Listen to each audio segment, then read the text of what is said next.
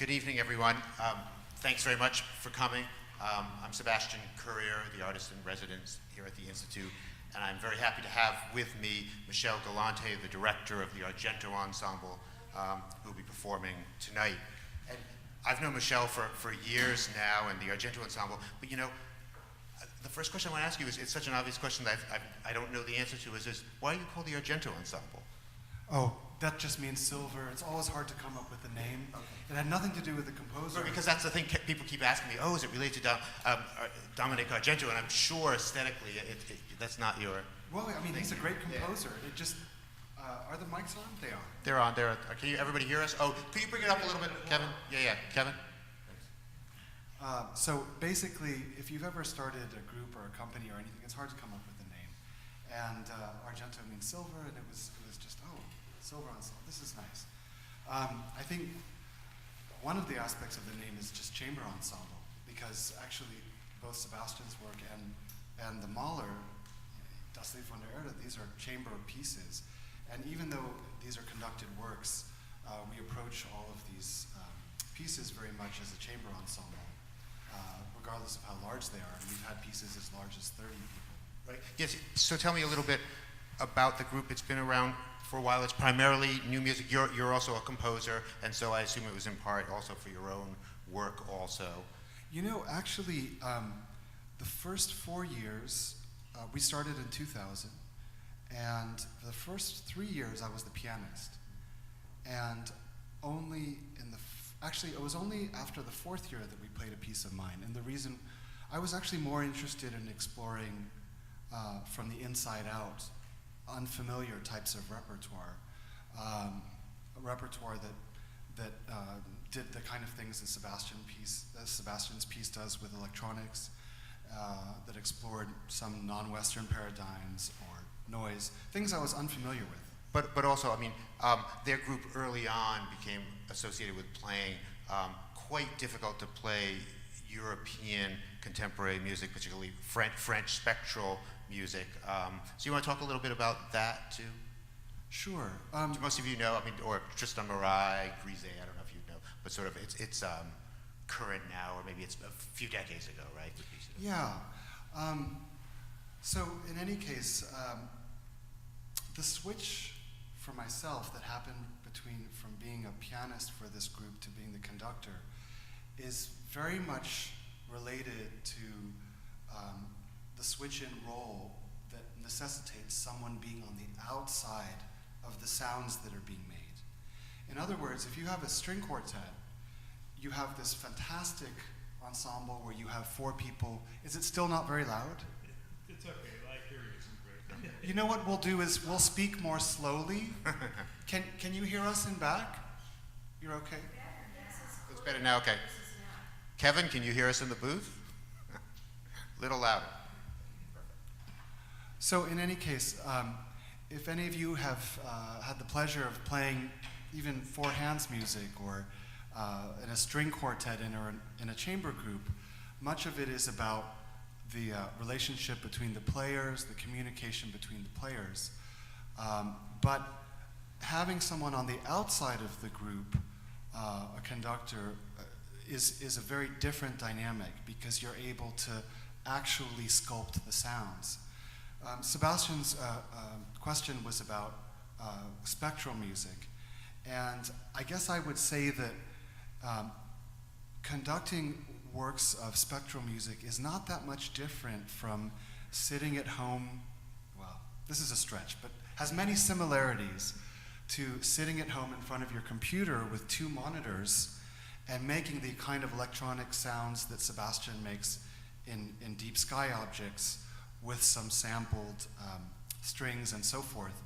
Basically, you're on the outside and you're balancing. The priority is no longer the personality of the different performers, and it's more the overall effect. Do you want to say a word about what spectral music is, just last word? Yeah.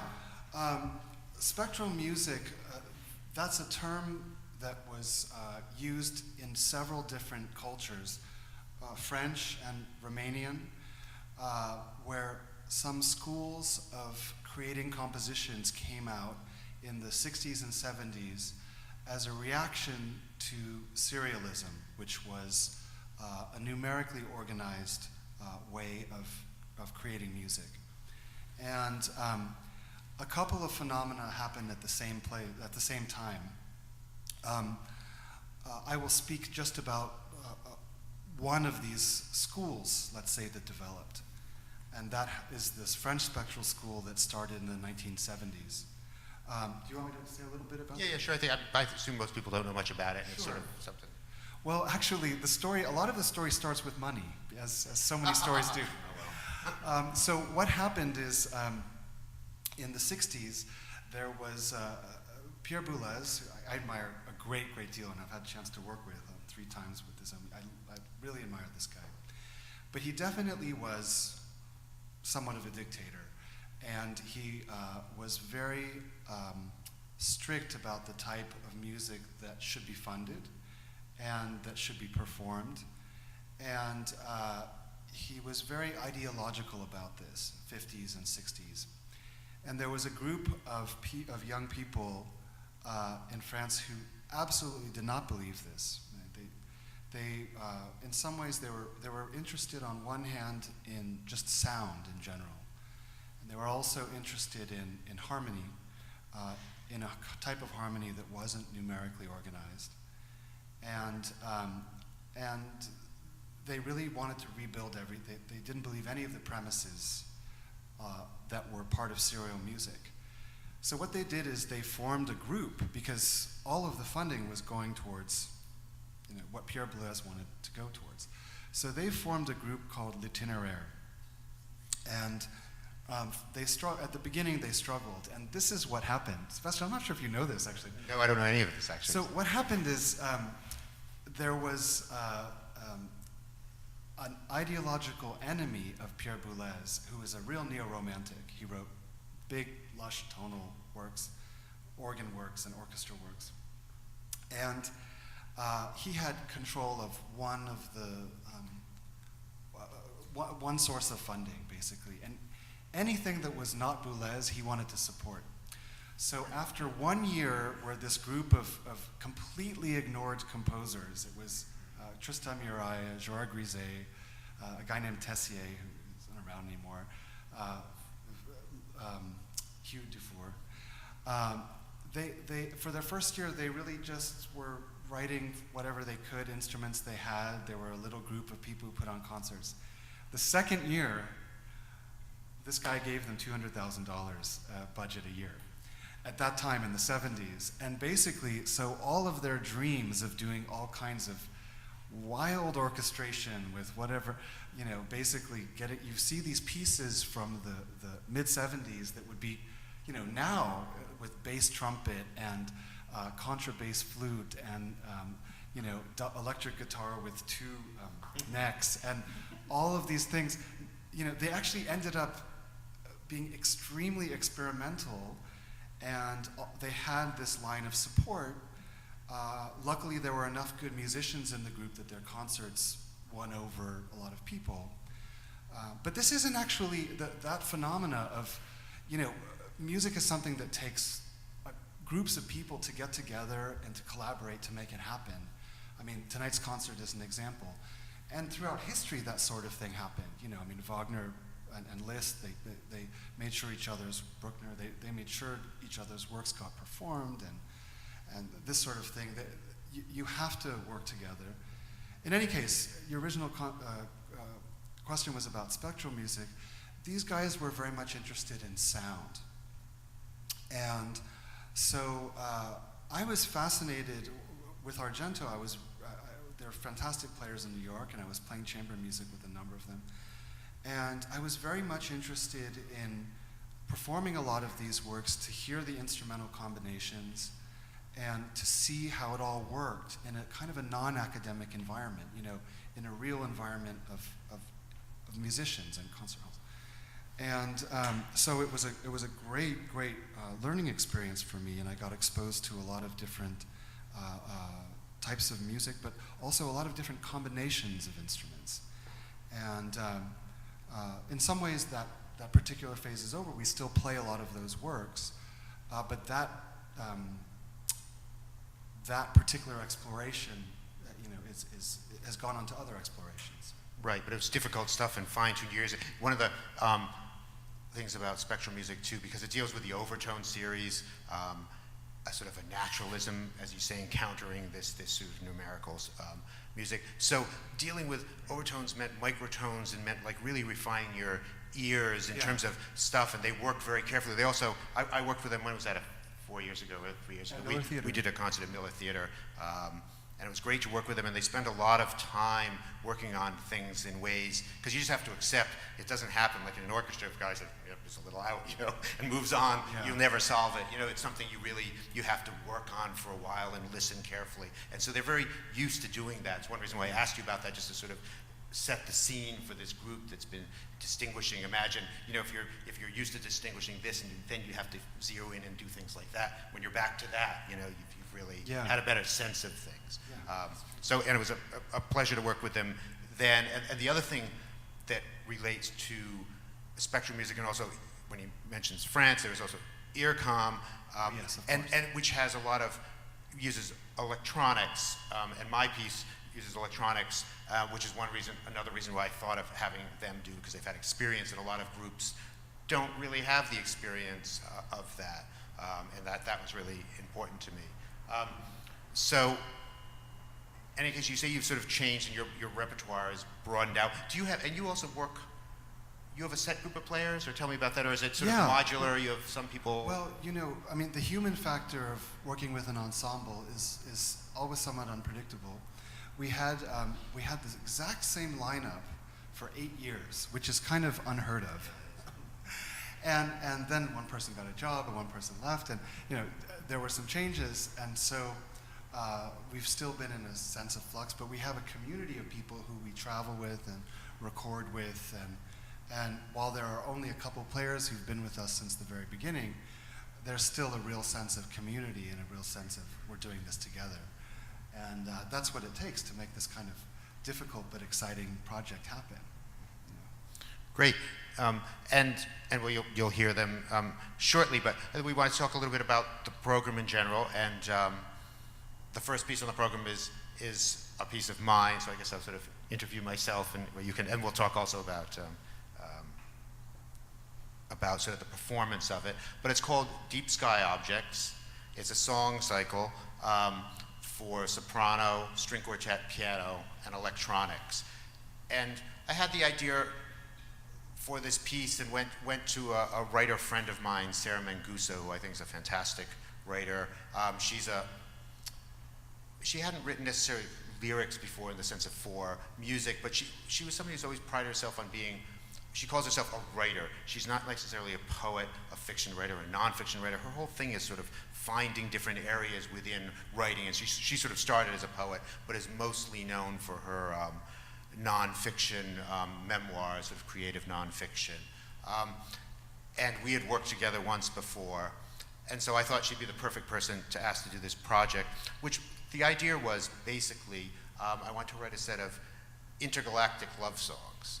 And the thing was this: most 19th century cycles of songs, of Schubert, Schumann, Winterreise des schönen Mohren, Dichterliebe, Wagner, Tristan and Isolde, in this case an opera, Mahler song cycles, they almost always universally deal with longing, desire, lost love. I mean, that is the trope of the era. And so I thought a 21st century take on that would be to sort of take that sense of distance and displacement and to make it sort of to absurd distances. And from that starting point, and one of the things I want to do with that too is to have that basically be the setup for the actual instrumental ensemble itself. So on the one hand, it's this piano quintet, which is an ensemble of the 19th century. Think of Brahms and Dvorak. And the other hand, you have these electronic sounds. So there's that same sort of dialogue between past and present or future that I wanted to sort of encode in the very instrumentation and in the text. And so besides that, I basically let Sarah do what she wanted, and she came up with this text of 10 short songs, which you see the text in your program. And it's sort of, the conceit is there's this lover out there somewhere far away, it's about her longing for him, and sort of has a sort of different turn on it too, where she sort of celebrates the longing itself, which I found quite interesting. And so anyway, so then I wrote this piece that uses that piano quintet and voice and electronic sounds, and the sounds, they sort of morph. When I first thought of doing it, I thought of sort of referencing more, you probably know, like the early sci-fi. Some of those early sci-fi movies have great sound, like Forbidden Planet and stuff like that, sort of analog electronic. I think part maybe because I was using a computer and it was digital, I ended up not quite going down that route, and sort of use a sort of variety of sounds, but often that are, when you think of it, you obviously reference sci-fi movies and so on, like sort of sounds that now are sort of associated with space. I also use some actual sounds from space. Obviously, they're not really many actual sounds, but astronomers sort of traditionally, for example, use for pulsars, they convert the wave patterns into sounds such as they can hear things, so I've used some of those. There are satellite communications have radio signals, use some of those. There is one in the last movement, it's not a particularly amazing sound, but it's sort of interesting that it is an actual audio. When they landed a probe on Saturn's moon Titan, they actually had a microphone in there, so you're hearing the sound from Saturn's moon. It's just, you basically just hear the motor sound. But still, I thought it was very sort of conceptually great to think of this sound way off on a distant planet. Anyway, so that's sort of the idea for the piece. And using electronics does add to performance issues for sure. And again, you've done a lot with that. Do you maybe we'll talk about that aspect of doing my piece, or besides the raw terror of it all? My ensemble's been doing things for electronics for well over 10 years, and before every performance that we use electronics, I'm always asking myself why. I'm knocking on wood already. Because I've seen so many disasters happen with electronics. Should we be having this conversation? No, maybe we shouldn't tempt the gods. Go ahead. It's fine. It's fine. But the thing is that, of course, it's another world. So there's so much potential for growth. So if you're a foolish person, and we are foolish people, you can't. The temptation is too much. It's too exciting. So, and it's too exciting that you might encounter something and then share with an audience too. That's just, it's too tempting. So we're dragging you into this also.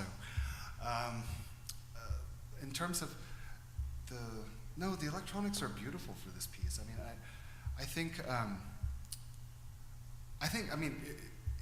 I think for me what's interesting, so I've conducted maybe 3 or 4 pieces of Sebastian's, and one of the other big pieces that we did was in some ways similar to this, in that it was ensemble and electronics. It was called Body Music, and it was a very long cycle about various aspects and various approaches to thinking, experiencing the body.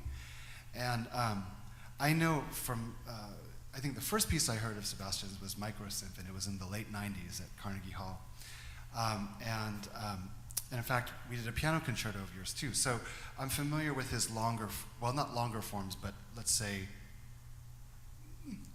forms that are not cycles of smaller movements. But I also know that your influence is, you have a big piano influence in your life from earlier on.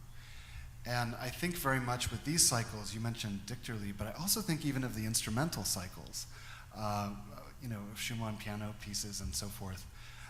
You'll notice there are some real risks that Sebastian takes. He has 10 movements, and one of the strategies of having a number of different movements is of course to have a fast one, a slow one, a thick one, a thin one, basically constantly vary. And the last 2 movements are 2 slow movements that have some chorale-like, which is a risk compositionally. And actually it's a risk we experienced yesterday night, because, well, I won't give anything away. Never mind. It was fine. But in terms of the electronics is just part of, outside of the terror of it failing, the electronics is really part of the environment. I would basically say that it becomes, like this becomes an instrument. The space that you're in becomes an instrument.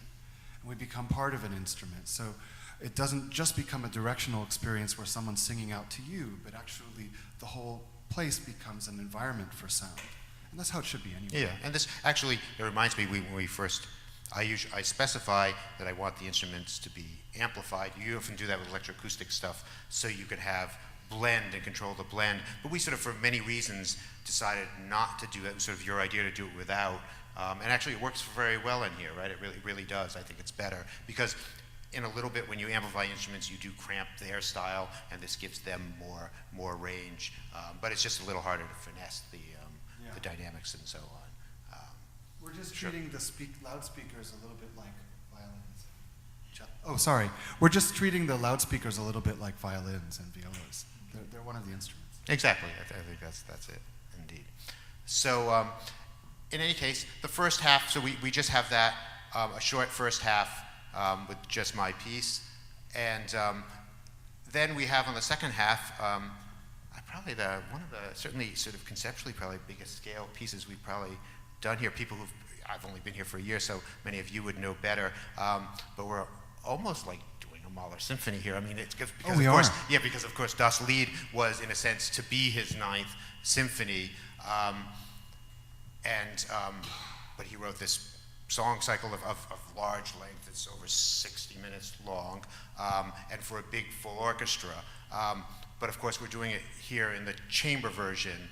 And maybe first, could you tell us a little bit about the history of those chamber? There are a bunch of other, almost all the Mahler cycles were arranged. And so tell me about how it came about and whether they were really were they performance? Obviously the meaning of performing it back then was very different. This is before recording. So yeah, tell me a little bit.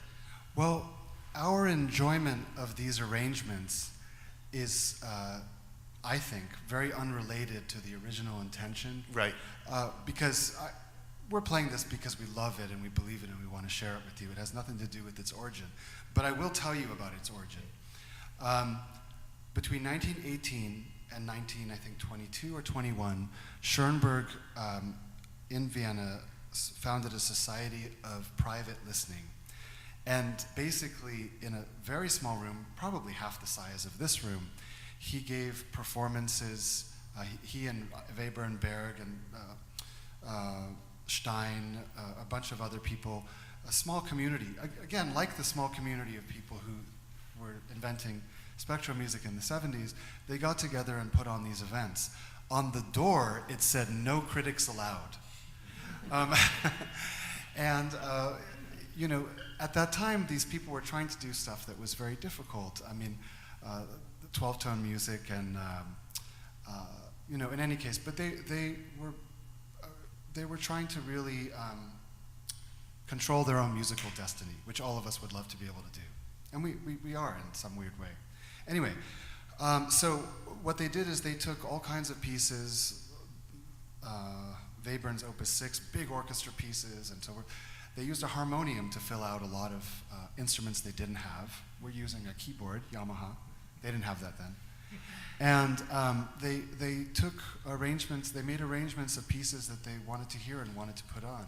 One of those is Mahler's Fourth Symphony, which ends with a song, another is Song of the Wayfarer. And they also did a Bruckner Seventh Symphony, which is kind of, I think that's the strangest of all, because Mahler makes perfect sense because there's so much chamber communication, but Bruckner is like a big organ. So that's kind of, that's a very interesting and different phenomena. But anyway, these arrangements, all of those people, of course, knew Mahler. Schoenberg knew Mahler well, even though he died 8-10 years earlier. And Schoenberg completed the arrangement of Songs of the Wayfarer. And then he completed the first movement to Das Lied von der Erde, but somehow he never got around to finishing the rest of them, only sketches. So Rainer Rien actually finished this in the 80s, I think.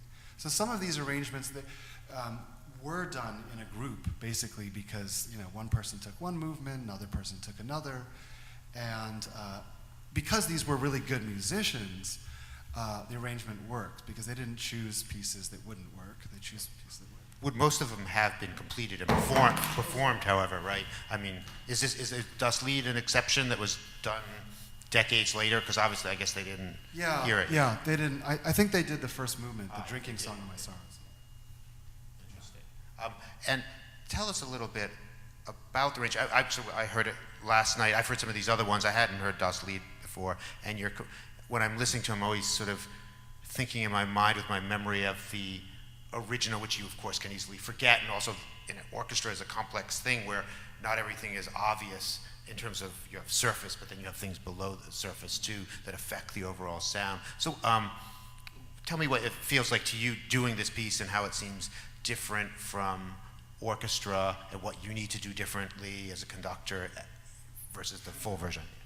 I'm very afraid of doing this with a full orchestra. I imagine it would be incredibly, not just difficult, but also you'd become very unpopular very, very quickly because the orchestra is What huge. do you mean? Well, well, if you were to do your job well, if a conductor was to do his job well with the orchestra, there would be a lot of details that would be discussed, a lot of pointing out little unisons and who to follow and who to leave, and a lot of people would be waiting around a lot. I think it would be a conductor's downfall unless they already had kind of an authority that people could deal with patience, because basically, you can sit in a rehearsal for a long time. In Das Lied von der Erde, which has 5 flutes, all these trumpets, you could be sitting in a rehearsal for 20, 30 minutes even while they're working out some detail that you're not related to, and then you have to play these few notes, and then you have to wait again. And everything's very delicate, so I imagine it must just be hell, actually. Interesting. Oh, and we should say, so tell us the actual instrumentation, because I want to ask you some particular questions of the chamber version. Sure. The chamber version has no heavy brass. That means no trumpets, trombones, or tubas. What it does have is it has a woodwind quintet, which is flute, oboe, clarinet, bassoon, and horn, which is the hybrid instrument that's both brass and woodwind. And with doublings, and has the flute doubles with... Oh, yes. The flute doubles with piccolo, the English horn doubles, the oboe doubles the English horn. When we say double, meaning one player picks up at various points several different instruments to create more colors. And that's very important. And the reason why, it's interesting because doing arrangements is very much in the spirit of Mahler, what he did himself. He was that kind of guy. He completed other people's works, like Weber's. He reorchestrated everything, including Beethoven. And Schubert, he made arrangements. Schumann, everything. He just... but I asked one really good friend of mine, like for instance, we did the Fourth. Let me take a step back. We did the Fourth a few years ago, and it was just amazing. It was perfect. The arrangement, the chamber arrangement of the Fourth. And I've also conducted the big version. I thought both were just fantastic. But I heard a version of Gideon Kramer, who's a fantastic violinist, doing a string ensemble version of the Adagio for the 10th Symphony. And I thought it fell flat, and the musicians were great. So I asked a trusted friend, why did that not work? It really just didn't work. And he just said, it was not in the spirit of Mahler. And I was thinking, what exactly does that mean? And so I was talking with a choreographer friend. What does that mean to be in the spirit of Mahler? He said, I know. So basically, if you take a Beethoven symphony or a Schubert symphony, Schubert Unfinished, you could tell with the beginning melody, he's in love with that doubling of oboe and clarinet, and he takes it from the beginning. First, the principal oboe and principal clarinet, they have this beautiful line they spin out. Okay, and now let's move to the strings. With Mahler, he basically falls in love with every member of the orchestra. The second trumpet, the second, first polyamorous composer. Basically, he's just, the viola section, divide them. I want to hear all of them. The triangle. This is just basically, he gets excited about every single little timbre, and he's running around and trying to, as if he's going to die the next day. It's like, I got to get every little bit of everything here so I can just, and that really is the spirit of Mahler. Right. Basically, no one doesn't actually get, he doesn't fail to fall in love with every person in the orchestra. And of course, and that's also why if you're in one thing conductors like to do if they want to become popular with orchestras is they just run it and say, you're fine, you're great, and then we go out. And so if you were to do that, if the conductor was to do that with Das Lied, everyone would get their moment, everyone would get their attention, and then basically, I'm speaking about the members of the orchestra, and it's the audience that would get cheated, to be blunt, because everyone would feel that spirit of Mahler, everyone would feel they contribute a color, but then the overall balance, the overall pacing would be messed up.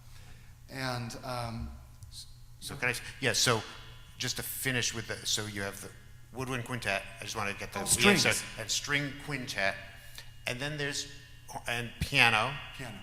And there's Kimmy over there playing a whole host of instruments. He sort of fills in for everything. Yes, basically, Kimmy, who's in the back there, he's actually playing percussion. Kimmy plays, just so you know about him, he plays double bass, violin, percussion, and piano all very well. So basically, when we were very tempted to do this piece, it's like, well, if Kimmy could do the keyboard and the percussion and switch off, and then it'll work. And of course, he did it and pulled it off, and it's great. So that's the full thing. Yeah. So, and as I say, when I was listening to it, I was wondering, so first of all, one question. In general, does every time an instrument plays in the chamber version, had it played the material in the original? Yes. Yes. Almost, with the exception, of course, of the piano, which doesn't exist. And that's what I want to ask about exactly. So everybody's playing it, so that makes sense. But then there's what's been left out. So the whole brass section has been left out, and then you have this role of the piano, which is the one thing I found kind of is strange. Sometimes it's effective, sometimes it seems less. And I assume it's filling in for harp stuff first. Oftentimes harp, right? but other things as well. Yes. How does that work? Tell me a little bit. I mean, there are moments where it actually fills in for timpani. I see. There are moments where it fills in for. Well, yes. For a contrabassoon. I mean, the last movement is very effective, the low note, actually. Yeah. So basically, when you have an arrangement for ensemble, the piano can do many things and can cover the roles of many instruments. I actually love the way the piano is scored. I mean, I can see why. Well, maybe it's just that it stands out too, because I'm trying to figure out what its role is, or something. Right. Yeah, and there are moments that are very pianistic, Yeah, and those sound good. I like this. And what happened? So what happens with the lower brass? Does piano take that too, or trumpet parts? Okay. Yeah. I mean, well, no, not always. Sometimes oboe does. Sometimes clarinet does. And it would be interesting. You could check to see how many of you are familiar with the big version of Das Lied von der Erde. Anyone? The orchestral version of Das Lied. Yeah. So I would be very curious. I mean, if we talk afterwards to see if and honestly,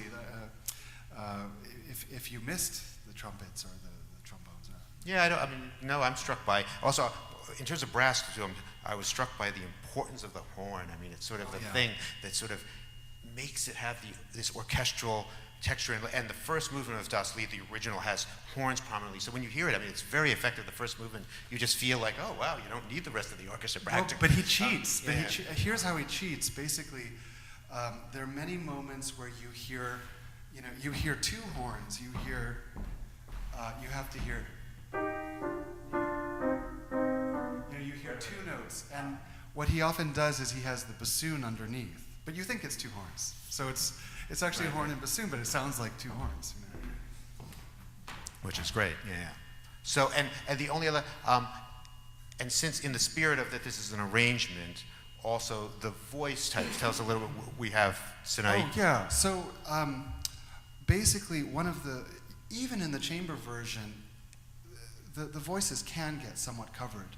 Now, in the original, this is an arrangement, so this is already an adaptation. In the original version, it's scored for tenor, who does songs numbers 1, 3, and 5, and alto or baritone. And the alto or baritone does 2, 4, and 6. And I've actually just worked with Sharon Harms, the soprano who's singing Sebastian's piece. a great number of times, including on Mahler songs, and I'm just in love with her voice. So I asked Sharon to sing the tenor songs, and so we could switch off between the two of them. And she said she loved. They're all drinking songs, and she said she quite enjoyed. Yeah, honestly, I feel, and that's another thing you can imagine if you prefer these sang. This can also be sung by two men. Yeah, it is. I mean, there's recordings. Yeah. Great. Well, yeah, it's really works very well. You'll hear it tonight. Quite great affect of the whole thing. I wonder, does anybody have any questions? I know you haven't heard it yet, but we can. Yes. Go ahead. Yes, I've looked at the stage, and it looks like maybe there's 9 or 10 players in the ensemble. More. Well, more, but each chair is going to be occupied by a very talented person. Correct. With an instrument. Yes. How would you introduce, say, each one? They're not here right now, but can you give a little bit of background as far as where they come from, what kind of schooling they got, what kind of, a little bit of something to give us a flavor for who they are rather than just an empty chair? Oh, well. Without going through a list of all 15, Sure, but sure. give me a sense of it. I mean, you know what's funny is that, yes, I mean, I can't, I wouldn't be able to do it with basically being able to give justice to every person, because I don't know everyone's background entirely, to be honest. And I think that the fortunate thing is you will hear their musical voice because everyone has solos. And I'm not sure how much they would even want to be revealed about them personally. But is basically what you want to be left with is a sense of the individuals. Is that correct? Okay, well, you came to the right place. Because actually, I mean, really, this, in particular, Das Lied, it's a 65-minute piece. And there's not one person in the ensemble who won't be communicating to you. Yeah, at some point, and have really their moment to speak musically, which would not be the case if we were doing the Bruckner arrangement, because that would just be everyone's part of a big organ. I don't know if that's a satisfactory answer, but that's the best I can do right now. And Al, let me add a little bit to that too, which is one of the things that's great for a composer these days, in general, and very particularly with Argento, is all these amazing players who are comfortable. I mean, they're so good at playing new music, but they're so good at playing 19th century. It's not a big deal. They love to do both. It's part of every single person here who's playing tonight. It's part of their life to do both, right? I don't think there's any exception. For a composer, it's really great. I mean, it's sort of like a heyday in terms of music making in New York, and I think other big cities these days with so many players. Because a generation ago, that was not true. It was really either you played 19th century stuff or you were some sort of new music specialist, which had its pluses and minuses. But this is like sort of basic musicians who want to communicate and feel that communicating music that's written today is equally important. And it also doesn't mean they have to, forego doing stuff of the past. And that's always, for me, I'm sure for you as a composer too, that's sort of the type you want to work with. Yeah. So, good. Can you talk a little more about your work with Sarah Manguso? I mean, for example, did she do all the writing and then you started composing? And was there any editing of the writing after you started composing? In order to Right, yeah, exactly. 'Cause, I mean, that tends to be collaborations, I found the better collaborations the more times you go back and forth. And so I don't remember all the details, but first of all, yeah, Sarah's a good friend, so we communicate, and I tell her this project, and we talked about it first, and I said I probably want little songs, and then I think she came back with something, maybe it was too many or too few, I can't remember, so we have some dialogue about that. So I sort of like, whenever I'm doing that, I try to control the things that are, this is hard to divide, but that are important to me, not to her. So like I had musical reasons why I wanted X or Y or a certain number of movements and so on. So that I did, but in terms of the whole narrative arc and in terms of the language sentence by sentence, that was entirely her. But actually we did it to sort of follow up with the question or the implicit in it. We did another project together called Sleepers and Dreamers. It's a piece for orchestra and chorus, and it was about, the first part was about the science of sleep, which has become very, very important recently. It's even sort of cognitive neuroscience looks at sleep. It's a sort of new window into human, into the brain in different ways, because it's when you're closed off. So I want to have something about the science of sleep, and then also the subjective experience of dreams. And I had Sarah do it, and I felt she wrote an incredible first part, but the second part, dreams, it's hard to write dreams, because it's hard to write dreams because it's too easy in a sense. And I didn't like them. And I actually, in the end, didn't use them, and ended up using first-hand accounts of people's dreams instead. And the great thing about her was she was so easy and gracious about it, and it was totally fine. And I really, I respect that and admire that about her, that she can sort of see outside what she's doing. So I've very much enjoyed working with her, and I have great respect for her as a writer, just her own stuff. Section 7 was always just 2 lines. Section 7 was always 2 lines, indeed. And I think, and I love that because it gave me an opportunity to be melismatic. This is the movement called Light, to sort of stretch out the voice in this more lyrical way. And I believe that entirely came from her, and it was like, yeah, it's like, it's one of those things. I mean, that's one of the nice things too about collaboration, of course, is you get things that you weren't intending that are, surprise you and give you ideas. So that's really, great when that happens. Oh. Say again, that what? Right. Exactly, because, and I have, again, right, because the minute I saw it, I realized it was this place to have this this more vocal, melismatic vocal. And by the way, for those of you who haven't heard it, it's for voice and only electronics. It's the only movement that's just for electronics, and the electronics are just sort of the resonance and mirroring what she's sung.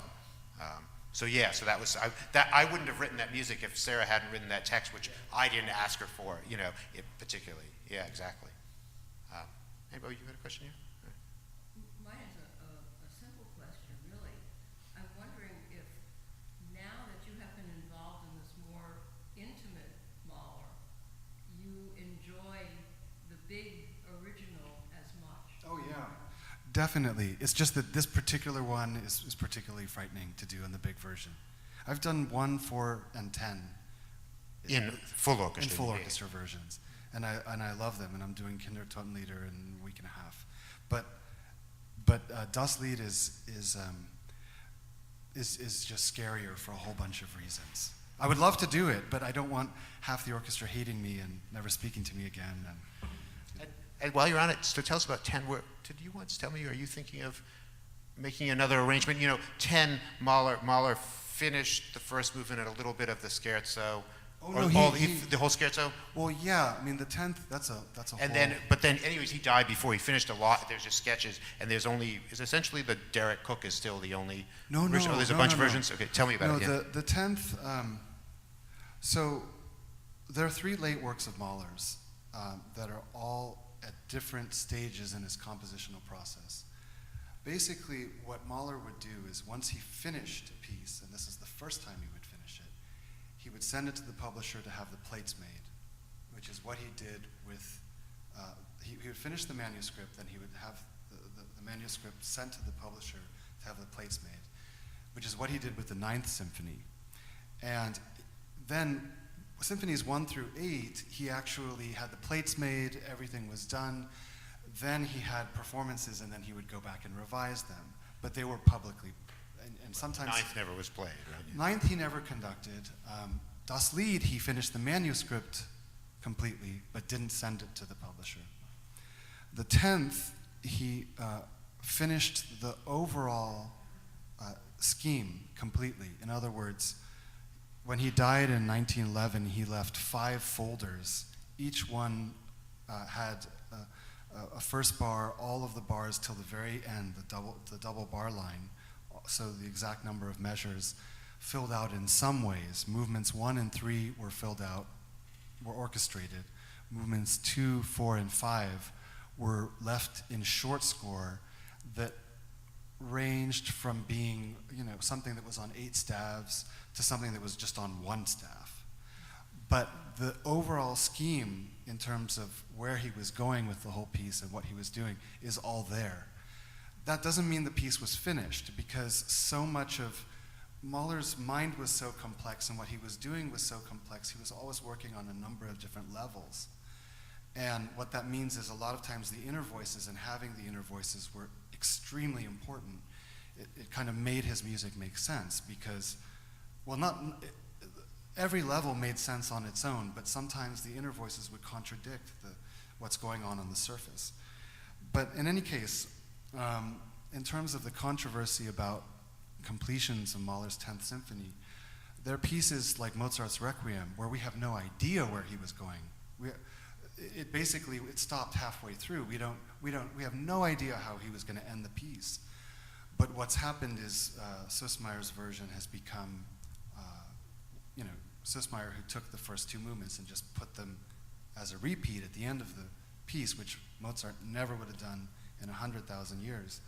That has become what we know, and because we know it, we love it and believe in it, and that's the conservative institution of it. But there are a number of incomplete works, Mozart Requiem being one of them, that is nowhere near as complete as Mahler 10th Symphony. And I guess the reason we got on Mahler's 10th is that I've been working on my own orchestration for some years. Oh, you have been on for years. Oh, yeah. Right? For full orchestra or for this version? No, it's for winds and twos orchestra, so a slightly smaller orchestra, but still a full orchestra. Sounds great. Forward to hear it. Any maybe one last question? We should. I've got just a technical question. Conducting the last movement of Gaussi, there was an anecdote about Mahler handing off a manuscript to Bruno Walter and saying, "Here, you figure out how to conduct this. I can't." Yeah, I know. What does that mean? The most talented conductor of his time. It's because you have to give these huge beats, and everyone has to, because basically there's so many different things going on, twos and threes and fives and so forth, that the only thing you can do is give these huge beats and hope to God that everyone comes in and reads your mind and understands. It's very easy to understand what the tempo is if a conductor's doing this. If a conductor's doing this, it's harder, to predict what you're supposed to do. If a conductor's doing this, how are you supposed to read that? But the thing is, there are places where if you don't do that, if you try to micromanage in the middle of that, then you'll destroy some of the lines, you'll interfere, you'll get in the way. So yeah, it's a question of how much you subdivide, and it's very, very problematic. And this is also one of the reasons why I'm not afraid of any of the other Mahler symphonies, but in terms of doing it with the full orchestra, I'm afraid of this. Mm-hmm. And I have one last question for you, which is, so what's next both for Argento and for you? We have, well, for me, but for Argento, we have concerts in May. We have a series at the Austrian Cultural Forum, and we have 7 concerts in May, mostly emerging American composers, but also some Austrian, because our host is Austrian and so forth. And I guess, and for me, I have a ballet that's being done next weekend. Oh yeah, that's true. Gosh, we spoke about the Mozart Requiem at Cornell University. We're going to be doing Georg Friedrich Haas, who's an Austrian composer, has a new conception of how to deal with the fragments that Mozart left of his Requiem by leaving them intact exactly as they are, without any orchestration. And then basically in between those, he almost becomes like a museum curator who brings you from one movement to another. He writes his own music, but there's no mistake as to whose music is Haas's and whose music is Mozart's. What he does in effect is, it's as if, the fragments of Mozart's Requiem that are unfinished, they're like statues that have heads and arms missing. And what he does is he just brings you from one statue to another and lets you experience the statue with the head and the arm missing, for instance. And we're doing that in Cornell in 2 weeks, I think. 3 weeks. 3 weeks. Yeah. And what's the ballet?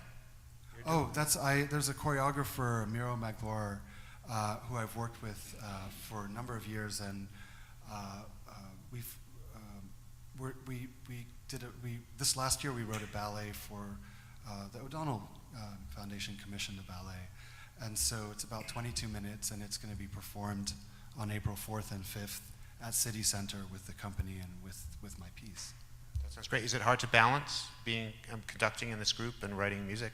Which is a very different one. You're here working with players. Another, you're in your little room fretting. The thing is, there are a number of conductor composers, and basically that question is, we want to talk about it, but no one really wants to hear us whine. Yeah. Which I would whine. You would if you talked about it, but you won't, I understand. I would whine. Great. Well, thanks Thank very you, much. Sebastian. Thank you so Great to much. have you here. Looking Thank forward you. to the concert. Thanks for coming. Thank you.